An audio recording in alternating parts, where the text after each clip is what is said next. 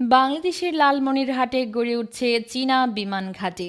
ভারতীয় মিডিয়ায় বিস্ফোরক দাবি ঘিরে উত্তাল দক্ষিণ এশিয়া।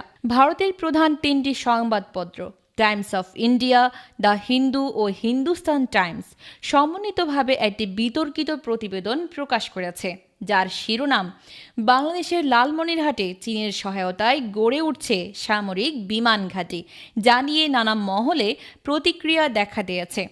ভারতীয় মিডিয়ার দাবি, দ্বিতীয় বিশ্বযুদ্ধকালীন পুরনো রানওয়ের উপর পিপলস লিবারেশন আর্মি সরাসরি প্রযুক্তিগত সহায়তায় গড়ে উঠছে এই আধুনিক এয়ার ডিফেন্স কমপ্লেক্স।